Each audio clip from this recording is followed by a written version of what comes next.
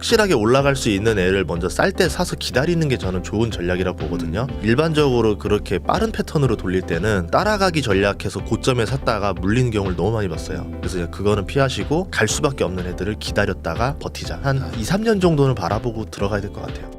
소장님 또 오랜만에 나와주셨는데 네. 또 그 사이에 또 뭐 주식시장도 막 엄청 또 변동도 많고 또 특히 어젠가요 오늘인가요 또 엔비디아도 뭐 난리 나가지고 맞아. 엄청 올랐죠. 예. 그 큰 게 뭐 시총이 200 몇십 조가 올랐다고 뭐 예. 그러던데 그래서 이게 도대체 시청하시는 분들이 이제 뭐 한국장 안 하고 뭐 미국장 해야 되나 뭐 그리고 그때 왜 안 샀지 뭐 이런 거 막 되게 막 후회도 많이 하시고 그래가지고 아예 그냥 이번에 한번 한국 주식 뭐 미국 주식 한번 정리 한번 해주시면 좋을 것 같거든요. 지금 분위기 네. 어떤가요? 좀 다르게 움직여요. 둘 다 좋은데 둘 다 다른 이유로 좋아지고 있습니다. 미국 같은 경우는 AI에 의한 AI를 위한 네. 그냥 AI와 연관되지 않은 주식은 오르지 않아요. 대표적으로 테슬라. 네. 테슬라 어떻게 보면 AI와도 연관이 많이 있겠지만 이걸 가지고 돈을 버는 모델을 지금 바로 보여주지 못했거든요. 네. 그래서 주가가 지금 좀 흐지부지한 상태인 거고 AI와 연관이 있었던 이제 우리 말 엔비디아 그리고 이제 빅테크 회사들 네. 그다음에 반도체 관련 회사들 주가가 엄청나게 올랐죠. 뭐 슈퍼 마이크로 컴퓨터 같은 경우는 올해 1, 2월 동안 300% 올랐고요. 네. 뭐 AMD도 엄청나게 올랐고 반면에 반대쪽에서 보면은 AI와 연관 없는 섹터들은 올해 보면은 그렇게 오른 모습을 보여주진 못합니다. 그러면서 국채 금리가 다시 튀어올랐죠. 국채 금리는 튀어오르면서 AI만 올랐기 때문에 시장이 좀 너무 많이 과한 거 아니냐 이런 경고음을 내는 사람들도 있고 보통 이때쯤 되면은 오히려 이제 광기가 벌어지는 타이밍도 있어요. 네. 아니다 AI는 영원한 거다. 네. 이제 그러면서 이 비싼 가격을 합리화시키는 작업이 지금 들어가고 있거든요. 그래서 주가는 어떻게 더 오른다 아닌다인지 모르겠지만 이제 과거와 다르게 실적을 지금 엔비디아가 동반하면서 올라가기 때문에 사람들이 더 올라갈 거라는 믿음이 더 강한 상태. 그래서 이제 어제 14% 오르고 더 오른 게 엔비디아 실적을 열어봤더니 깜짝 놀란 거예요. 네. 3분기 연속 어닝 서프라이즈를 이렇게 나올 수 있다고? 그래서 다들 의심했거든요. 이 정도 못 나올 거야 이랬는데 잘 나오고 그러면서 이제 CEO 이제 우리 황 사장님이 네. 이 얘기하죠. 우리를 너무 과소평가했다 엔비디아를. 우리 다음 분기 더 기대해봐라. 그 정도로. 예, 이렇게 말하니까 주가가 환장하는 거죠. 음. 얼마나 뭐 주주들한테 너무 좋은 소식 아니에요. 예, 네. 그러면서 주가가 이제 슈팅을 해버렸죠. 네. 예, 그런 상태가 지금 미국 장인 거고요. 반대로 한국 장은 좀 달라요. 이제 AI와 솔직히 연관할 수 있는 기업이 그렇게 많지 않습니다. 그래서 뭐 대표적으로 한국의 AI 기업하면 네이버 네. 있는데 주가가 별로 안 움직였죠. 그러니까 네이버 AI가 이제 그 미국에 있는 AI랑 뭐 어떤 같은 연동이라기보다는 결국은 이 빅테크의 AI로 인해서 네이버의 AI가 점유율을 잃을 수도 있겠다. 이런 관점으로도 볼 수 있는 것 같아요. 그래서 좀 저번에 구글과 이제 마이크로소프트의 AI 대결을 했었는데 구글이 좀 많이 민망한 상황이 몇 번 있었거든요. 그러면서 구글 주가가 생각보다 별로 안 올랐었어요. 그래서 AI보다는 한국장은 지금 저PBR 문제. 대표적으로 이제 삼성물산 주가가 최근에 엄청나게 올랐고 은행들 주식이라던가 건설사들 주식이라던가 지주회사 주식들이 엄청나게 올랐습니다. 근데 이 분위기가 지금 사람들이 그냥 일시적일 줄 알았는데 그게 아니라 지금 이게 거의 대세로 되면서 밸류업이라고 하죠. 네. 예, 그러면서 배당도 주고 자사주도 매입하는 거는 분기마다 계속 발표가 나올 거거든요. 그럼 저는 일회성 호재가 아니라 이거는 장기적으로 가지 않겠느냐. 그런 관점에서 우리나라 또 반도체 회사들이 AI 연관으로 또 오르면서 이제 지금 종합적으로 좀 섹터별로 다르긴 한데 그래도 지수 전체적으로는 많이 올라서 이제 2,700을 오르기 직전까지 와 있습니다. 그러면은 우선 미국장보다도 한국 먼저 여쭤보면은 밸류업 프로그램 그게 이제 작동할 것이다 이렇게 예. 보시는 거죠. 밸류업 프로그램을 이제 작동하게 된 계기가 결국은 주식 인구가 많이 늘어난 거와 연관이 있어요. 뭐 과거에는 주식하는 사람들이 이렇게 많지가 않았었습니다. 그래서 주식하면 뭐 주식하는 사람들을 정책적으로 챙겨줄 필요가 있어? 어떤 시절이었었고 네. 부동산 투자하는 사람들이 훨씬 더 많았기 때문에 뭐 전세 자금 대출 확대라던가 이제 이런 것들이 표심에 훨씬 더 효과적이었었죠. 근데 네. 지금 부동산 같은 경우는 정책을 이걸 내기도 애매하고 저걸 내기도 애매한 오도 가도 못하는 상황에서 그럼 1,500만 정도 되는 주식 인구를 챙기는 전략이 더 어떻게 보면 총선에서 효과적이지 않겠는가 이렇게 판단한 것 같아요. 그래서 이제 밸류업 프로그램을 냈는데 한국 투자자들 불만이 일본 증시는 저렇게 사상 최고치로 올라가는데 네. 한국은 왜 안 올라가느냐. 대주주들이 배당하는 걸 싫어합니다. 네. 자사주 매입도 싫어하고 그래서 이제 뭐 요새 자산운용사라든가 사모펀드들이 기업들이 압박을 해서 좀 쟤를 하라 하는데 잘 안 들어줬죠. 근데 이제 국가에서 이거를 해라라고 하면서 이제 기업들이 많이 바뀔 수밖에 없지 않을까. 일종의 반성문을 쓰게 했어요. 네. 이제 PBR이 한 배가 안 되면 너네 왜 이러고 있냐? 왜 상장했냐? 니네. 미래 계획을 제시해서 자율 공시를 내라. 다트에다 공시 내서 우리가 어떤 회사고 앞으로 어떤 계획을 해서 PBR 한 배까지 될 정도로 만들 건지 계획을 내라라고 하니까 어이없지만 할 수밖에 없는 거죠. 국가에서 찍히는 것보단 차라리 그게 낫다. 그래서 아마 자사주 매입이라던가 배당 증가 이제 소식들이 아마 올해 좀 들려오고 내년에도 또 들려오면서 계속 좀 좋아지지 않을까 보고 있습니다.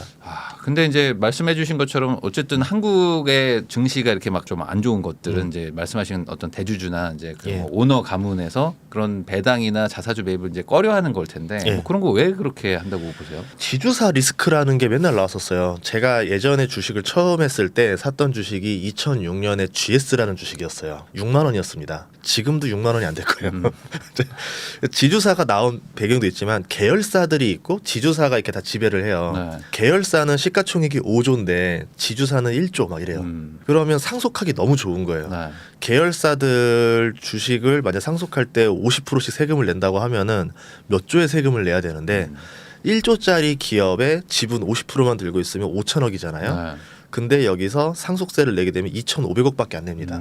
그러면 지주사만 넘겨주면 상속세 2,500억으로 수십조의 시총에 해당되는 그 그룹을 다 넘어갈 수 있게 하는 거죠. 네. 그래서 지주사 주가가 오르기를 싫어했었죠, 오너들이. 지주사를 가지고 알짜 사업들은 계열사로 물적 분할 다 빼버려서 지주사 주가 누르고 배당 조금 주고 자사주 매입 안 하고, 그래서 지주사들 보면 PBR은 엄청 낮고 PER도 낮은데 주가는 안 오르고. 그래서 이제 주식 투자자들 불문율이 지주사는 투자하는 거 아니다. 예, 그런 시절이 있었거든요. 근데 이게 만약에 개선되게 되면은 이제 오너들 입장에서는 되게 딜레마에 빠지죠. 그렇죠. 상속세를 누르는 이 좋은 수단을 풀 것이냐 말 것이냐. 근데 제 생각에는 두 가지로 나뉠 것 같아요. 상속이 끝난 이제 뭐 재벌 3세 4세들은 별 신경 안 쓰고 반성문 쓰는 게 더 싫으니까 그렇게 할 거고. 괜히 찍혔다가 앞으로 수십 년 동안 고생할 수도 있는데. 상속이 이제 얼마 안 남은 이제 진짜 해야 되는 데들은 고민을 할 것 같아요. 만약에 계속 누를 것이냐 아니면은 좀 머리를 써서 인적 분할 방식으로 예, 좀 피해가는 방법을 쓸 거냐 이렇게 보고 있습니다. 그러니까 결국에는 아까 말씀하셨던 것처럼 뭐 상속이든 뭐 이런 것들 때문에 이제 주가를 막 인위적으로 좀 누르는 것들도 있는데 이번 정부가 이제 총선도 전이기도 하고 하니까 예. 그런 거 하지 말고 올려라. 예. 그러면 이게 뭐 제 그냥 개인적인 걱정인데 이게 어쨌든 구조적으로 바뀐 게 아니라면은 이렇게 좀 아까 한 번에 흐름이 좀 지난 다음에 다시 또 이렇게 또 누르는 그런 걸로 가지 않을까 그렇게 걱정도 좀 되긴 하는데.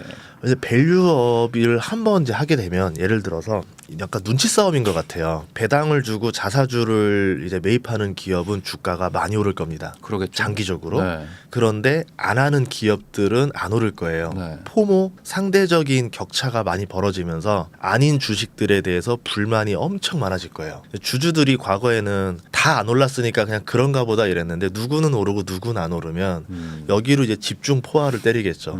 과거처럼 그거를 무시하기가 쉽지 않을 거죠. 한번 분위기가 붙으면 정책적으로 그냥 밸류업에 대해서 PBR 한 배는 자율 공시하세요. 요거만 확정적으로 나와주면 그 다음부터는 이제 국민들 그리고 이제 이걸 활용하는 이제 강성 펀드들 여기들이 이제 기업의 좀 지배 구조를 개선하지 않을까 이렇게 공시 왜 안 지키냐 이제 막 예. 이러면서 예. 할 수 있다.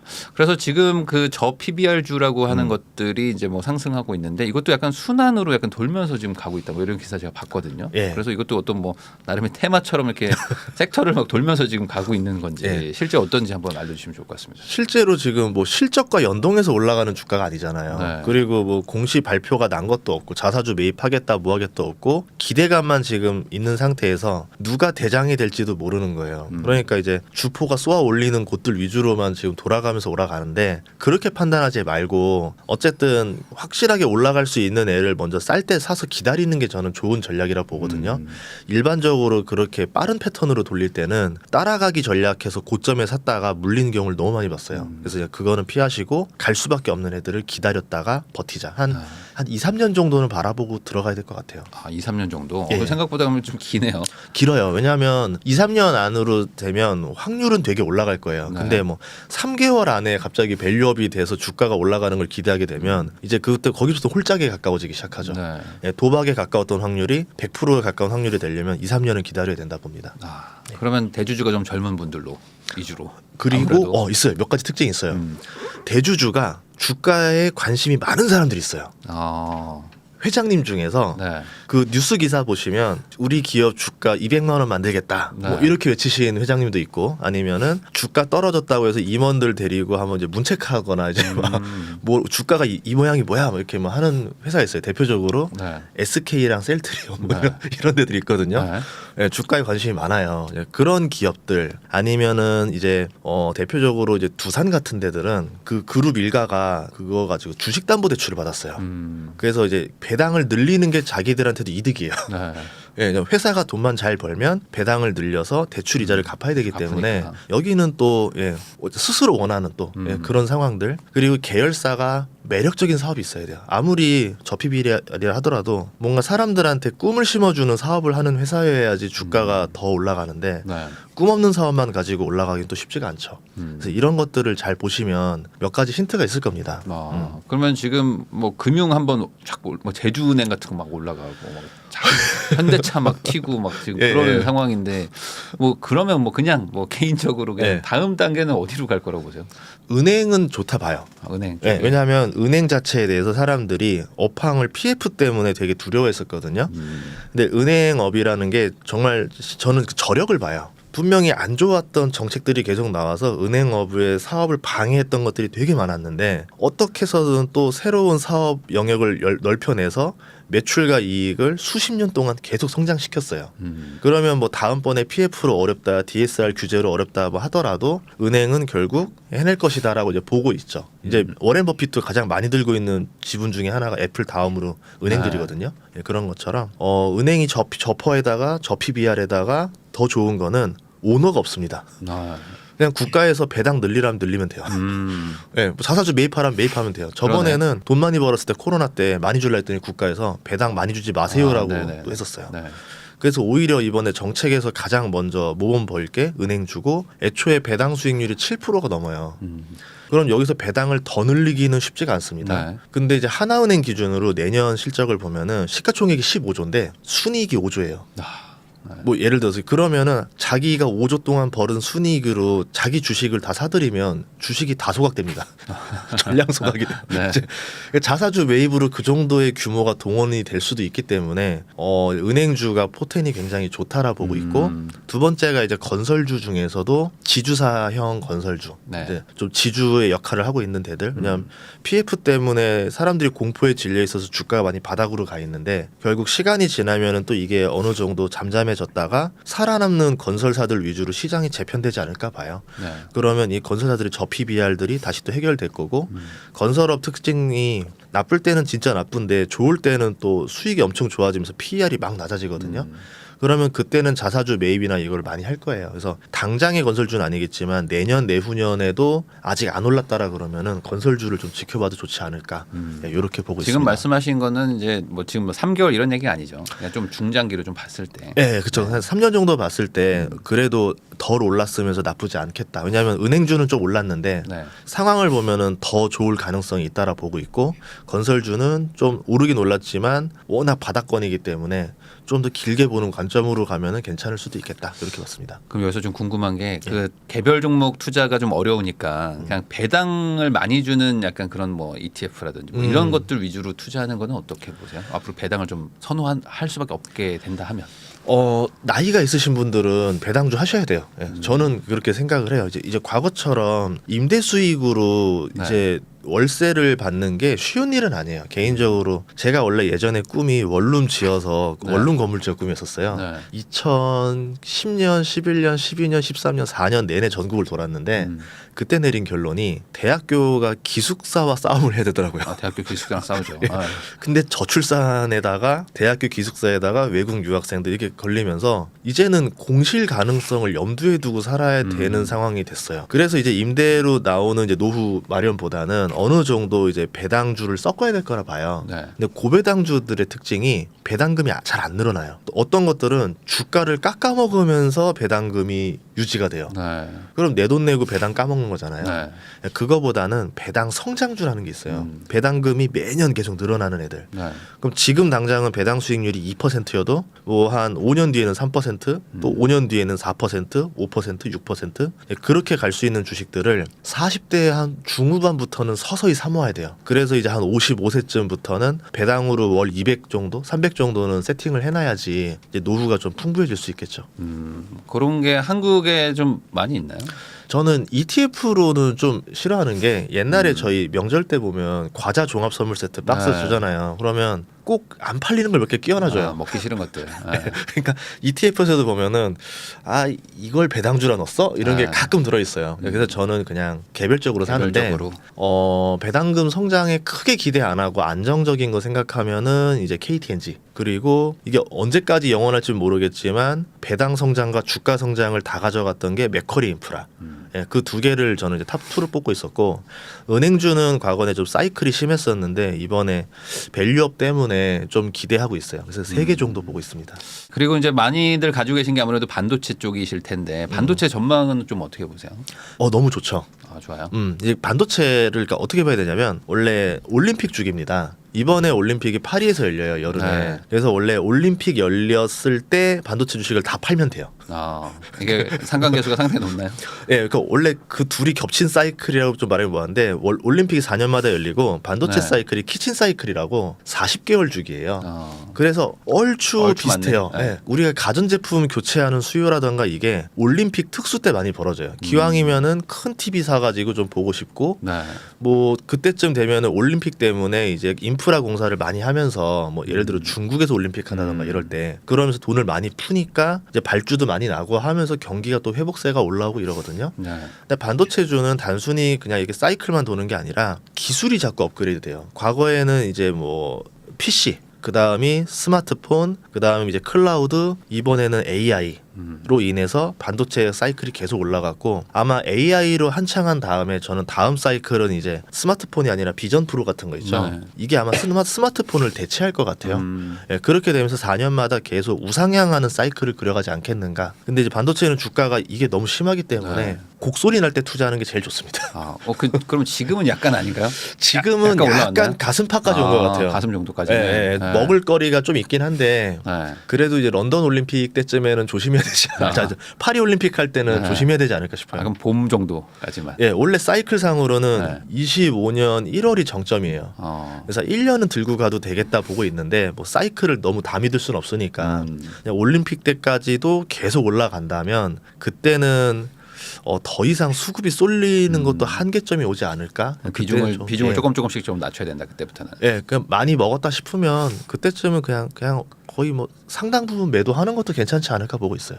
예. 그럼 아까 초반에 뭐 AI 관련해 가지고 한국 주식들은 별로 좀 그런 게 아직은 좀 많이 혜택 받은 게 없다. 뭐 이런 얘기 해주셨는데 예. 뭐 카카오랑 뭐 네이버 이쪽은 올해는 뭐 당분간 좀 이렇게 지지부진할 수밖에 없다고 봐야 될까요? 카카오는 그래 조금 올랐는데. 주가는 다르다 봐요. 그러니까 이제 그 AI의 수혜를 못 받았다라고 이제 보는 거고 카카오랑 네이버는 그동안 주가가 너무 저렴했어요. 그러니까 이 사이클이 돌거든요. 지금은 저 PBR로 좀 수급이 쏠린 거고 네. 반도체로 쏠리고 2차 전지로 쏠리고 계속 이렇게 쏠리면서 돌아가는데 플랫폼을 쏠리게 할 만한 뭔가 그 이슈가 없었어요. 그냥 대신 주가는 싸요. 그럼 보통 이슈가 없고 주가가 쌀 때는 그냥 사서 기다리면 갑자기 예상 못한 이슈가 다가옵니다. 그래서 낚시로 치면은 그냥 여기서 딱 이렇게 놓고 기다리면 갑자기 물고기가 탁 물어요. 그래서 나쁘지 않은 전략이긴 해요. 카카오랑 네이버가 뭐 사양 산업도 아니고요, 애초에. 네. 그리고 우리가 모르지만 카카오와 네이버가 글로벌화를 계속 꿈꾸고 있어요. 이제 그게 어느 정도 성과를 나올 때가 됐고 대표적으로 웹툰을 지금 많이 밀어넣고 있는데 카카오 웹툰도 성장세가 좋고 네이버 웹툰은 미국에 이번에 상장을 합니다. 6월 달에. 그렇게 되면서 이제 우리나라 기업들이 좀 뭔가를 보여줄 수 있지 않을까. 단점은 이제 네이버나 카카오라는 플랫폼을 해외로 넘어가기가 너무 어려워요. 네. 지금 구글이 장악 못한 국가가 한국의 네이버고 그다음에 중국의 바이두, 러시아의 얀덱스. 그거 외에는 구글이 다 장악했어요. 공산 국가 2개 빼고는 한국밖에 없네. 예, 그래서 이걸 어떻게 보면 대단한 한국인데 네. 구글을 밀어내고 해외로 진출할 힘이 좀 딸리지 않을까. 아, 사실 상대는 하기엔 너무 체급이 예. 좀 차이가 나긴 하죠. 예, 그러면은 이제 파이를 횡적으로 성장해야 되거든요. 플랫폼이라는 게 수출이 안 된다면은 기존에 뭐 배달 사업 네이버가 해볼까? 네. 은행업 네이버가 할까? 뭐 이런 식으로 계속 업을 치고 들어가야 되는데 이제 플랫폼 법이라는 게 또 나오면서 이 움직임을 둔화하게 만들어놨어요. 근데 이제 외국 플랫폼들은 규제가 덜하고 국내 플랫폼들만 몸을 묶어놓는 상태가 되기 때문에 좀 국내 플랫폼 입장에서는 조금 리스크라고 봐야 되지 않을까 이렇게 보고 있습니다. 그러면은 둘 중에 그래도 좀 덜 오른 네이버는 뭐 웹툰이랑 뭐 이런 것들로 어느 정도 좀 할 수 항상 있을까요? 산다면 네이버인데 개인적으로 카카오 투자를 이렇게 좀 별로 물적 분할 많이 했잖아요. 근데 그동안 과거에 한 게 예. 있으니까. 근데 역대급 그 상승 그 차트를 보면은 네. 상승 사이클이 왔을 때 네이버보다는 카카오 상승률이 더 좋아요. 그래서 이제 순수 투자 관점에서는 카카오가 낫고 그냥 좀 기업 가치를 생각할 때는 네이버가 난 것 같고 그렇게 보고 있습니다. 조선 얘기하시는 분들도 많거든요. 많죠, 조선 많죠. 요즘 예. 뭐 실적이 뭐 예. 몇 년간 이제 너무 좋아질 것이다. 그래서 뭐 지금 사라 뭐 이런 얘기 하시는 분들도 있는데 조선 쪽 투자해 놓으면 좀 괜찮을까요? 저는 되게 좋게 봐요. 그런데 조선업에 대한 변수 세 가지가 있어요. 이게 잘 맞아 떨어졌을 때 주가가 오르고 이 중에 하나라도 어그러지면 좀 떨어져요. 첫 번째가 그 철 후판 가격. 결국 철을 많이 쓰기 때문에 철광석 가격이 많이 올라가게 되면은 막상 배를 만들어도 남는 게 없죠. 네. 근데 지금은 이제 철강석 가격이 중국 경기 침체로 많이 둔화돼서 그래도 마진이 나는 상황이 됐지만 반대로 말하면은 철강석 가격이 떨어졌다는 뜻이 중국 경기 침체라는 얘기거든요. 중국 경기가 침체됐는데 물동량이 늘어날 수 있을까? 에 대한 의문심이 있는 거죠. 네. 경기가 안 좋은데 누가 배를 주문하려 하겠는가? 우리로 치면 장사가 안 되는데 1톤 포터 주문이 늘어난다 생각하는 건 똑같은 거죠. 그러니까 이제 이게 오히려 아이러니하게 후판 가격이 올라가면서 경기가 좋은 게 차라리 주가로 더 낫더라. 이게 저는 그렇게 생각하고 있고 두 번째는 금리예요. 선박금융을 합니다. 이제 배라는 게 보통 지금 한 LNG 같은 경우 뭐 3천억 정도 하는데 이걸 만들기 위해서 대부분이 이제 마진율이 적으니까 실질적으로는 다 원가거든요. 그러면 이제 돈을 빌려와야 돼요. 2천억, 3천억을 빌려와야 되는데 금리가 높으니까 실제로 만들어도 남는 게 없는 거죠. 네. 그런 상황이 두 번째인 거고 세 번째는 이제 신조선가라고 해서 이 조선 가격과 중고 선박 가격의 이 갭이 벌어지는데 우리로 치면 중고 선박 가격이 떨어지면 배를 주문할 필요가 없는 거예요. 중고 선박 사서 쓰면 돼요. 중고차 사면 되니까. 근데 이 중고 선박 가격을 자연스럽게 되는 우리 이제 그 애덤 스미스의 그 손이 아니라 조작된 손입니다. 그리스 선주들, 유럽에서 대부분 그 해운회사가 다 유럽에 많이 있는데 이 선주들이 중고 선박 가격을 자기 마음대로 조율을 해요. 자기들이 떨어뜨려 놓고 쌀 때 중고 선박들을 싹 사놨다가 올려서 한번 다시 매도해서 팔아먹고 이 사이클을 자기들이 만들어요. 한마디로 이제 코인 조작하듯이. 네. 그러니까 이제 이 사이클 따라서 또 이제 신조선가가 아무리 오른다 하더라도 이제 수주 포인트가 떨어지기 시작하는 거죠. 근데 시간이 지나면 이제 근데 결국 그런 거는 단기적인 흐름들인 거고 시간이 지나면 이제 탄소 제로를 만들어야 되기 때문에 결국은 이제 배를 많이 교체해야 되지 않을까. 벙커 CO 쓰면은 오염 엄청 되거든요. 네. 그걸 LNG로 바꿔야 된다 이거였는데 여기서 또 하나 나온 이야기가 지금 경제가 너무 어려우니까 탄소 제로를 2050년으로 하지 말고 좀 늦추는 건 어떠냐. 그리고 트럼프가 만약 당선되면 환경을 왜 신경 써야 되냐. 이제 친환경 왜 해야 되냐. 온난화 상관없다. 우리 탄소 탈퇴하겠다. 뭐 이런 얘기 나올 수도 있는 거거든요. 그런 리스크들이 맞물려 있어서 미국 대선 때까지는 좀 봐야 되지 않을까 생각을 합니다. 뭐 장기적으로는 괜찮을 수 있지만 변수가 많다. 예. 이렇게 정리할 수 있겠네요.